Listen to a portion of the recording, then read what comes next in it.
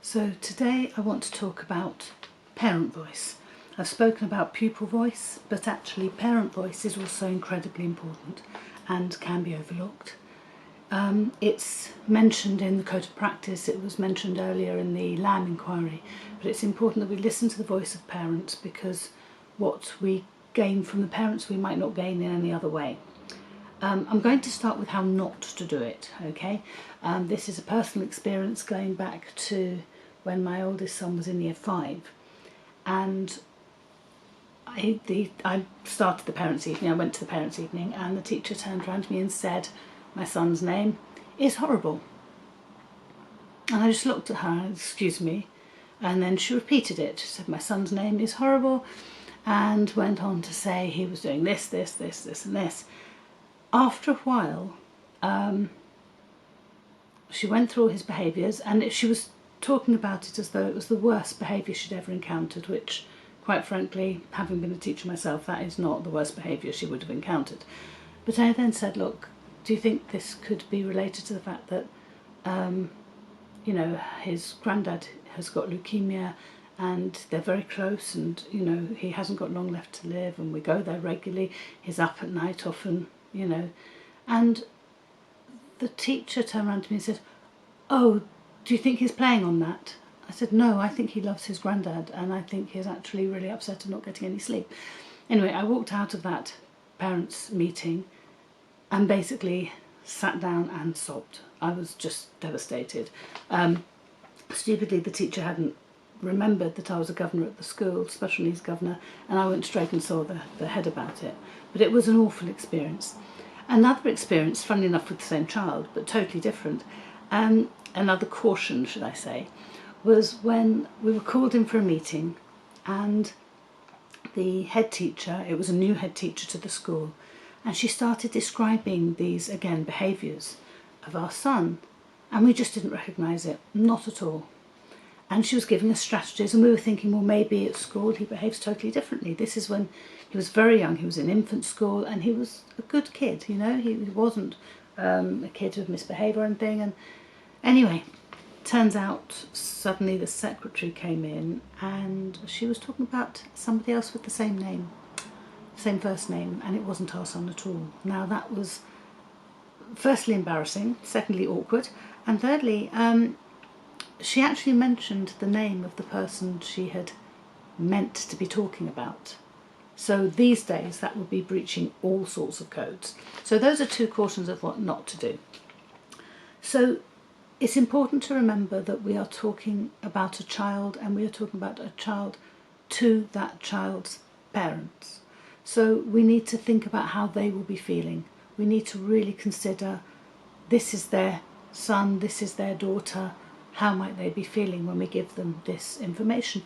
We might be sharing stuff for the first time, concerns that we have that they hadn't even been aware of. Or we could be the ones saying, "Have you considered this?" And they're just so relieved. "Oh gosh, we thought we were going mad. Nobody else has believed us." So you can get all sorts of reactions. The thing about talking with the parents is not only that they have a right to be informed, but also they can give us valuable information. There are girls with AS who we wouldn't have seen any signs of it at school, and then the parents will say, "Look, can I speak to you? I'm having real problems with so-and-so at home, this, and it could turn out that the child, especially true with girls, has been masking everything at school, has been trying desperately to fit in, when actually they're going home and then just having a total meltdown because the stress of fitting in all day at school is just too much. And it can actually be that at home all the behaviours are coming out. So sometimes we describe a child at school and the parents are like, "Well, that's not my child," and they feel so frustrated when they're not believed.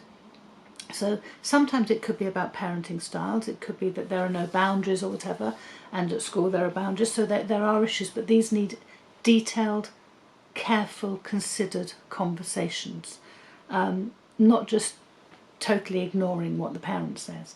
What the parent tells us can be really, really important for the development of the child. Likewise, when we've put in an intervention, we need to feed back to the parents, because it's possible that the child is saying, yes, yes, yes, that's fine, great, great, great. And actually at home, they're going home and saying, I can't stand it when this happens, this is really annoying. So the parental feedback can be incredibly helpful if we're going to put the right interventions in place for the child. So again, what I said before, it's about how we bring up a subject with a parent. So I've talked before about the Kathy Hoopman books, for example. They're one way in where you can look at the book and say, look, are there any things here you recognise in your child? And you can have a discussion. It could be that we need permissions to do certain assessments. It could be that we need permissions to make referrals, or we need them to see a GP, them to have a hearing test done. It could be whatever. But we need to have the parents on board. Now, what I do, and it seems time consuming at the time, but I always set aside a good hour for that first meeting, because that can actually save me so much time in the long run. When you have that initial meeting, whether it be to raise a concern, to discuss assessments, whatever it is, you've known that information for some time. You're also familiar with dealing with it as the Senko, as the teacher. You're like, oh yeah, this is what I do. But for the parent, it's the first time hearing it quite often. So there needs to be time for them to process the information, for you to say something more than once so that it is absorbed, properly processed. You need to do it in a care and considered way. Whenever I set up a meeting with a parent, especially a first meeting, but most meetings, I would have discreetly a box of tissues on the table, a glass of water or a cup of tea or coffee or whatever, but putting the parent at ease. You raise your concerns, but you also ask what they want. Is there anything you want to share with me before we start this meeting? You need to control the meeting. You need to be aware of the time. It's useful if at the beginning of the meeting you can say, right, I'm teaching again at 2 o'clock, so we've got a full hour, which is great, but I will have to go at that. If we need to discuss things further, we can set up another meeting. But have a boundary, have a time-bound meeting. Otherwise, these things can go on for a very long time. You want to allow sufficient time, but you do need to have a clear boundary at the end of it. There's also sometimes you might need another adult in the room, depending on the conversation and depending on the parent. I've had parents who are quite frankly a bit scary, and I've just had another adult in with me, another professional, just so that there are two of us, so that anything is said, we know what's been said, we've heard it with two different voices. It's useful to have an outline of what you want to discuss. If you can inform the parent of some of the areas you want to discuss in advance, that gives them a chance to be prepared. I also think it's really important, after hearing the parent's voice, to then minute the meeting. So I usually just do date of the meeting, who was present, matters discussed, and then just do bullet points. And then I will send that home to be signed. I will sign it and send it home to be signed by the parent. That way it covers us for, as teachers. If they say, well, you never told me this, no, well actually I did, and you've signed that that's what we said.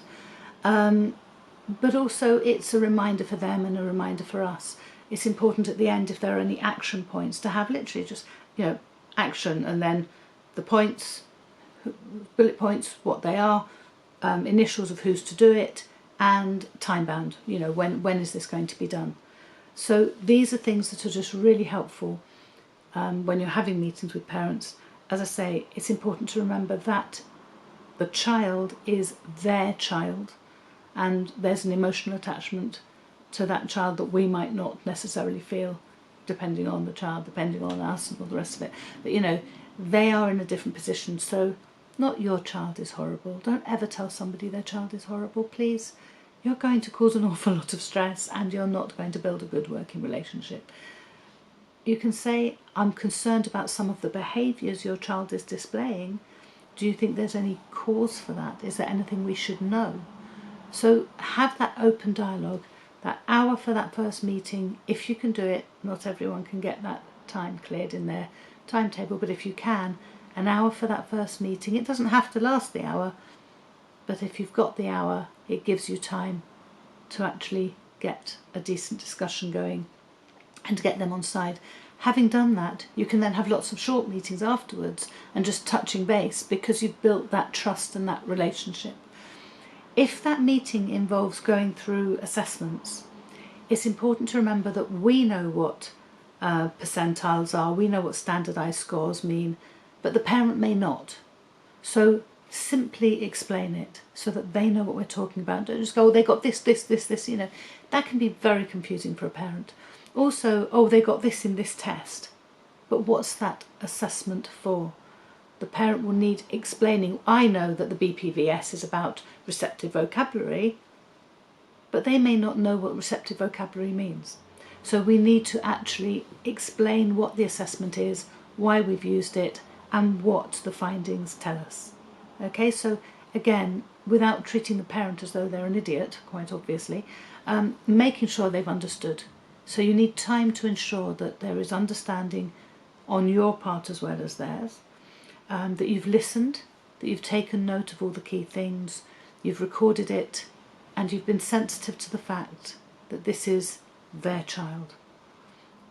And you've really valued their contribution to how you can work together in partnership to support their child. Thank you.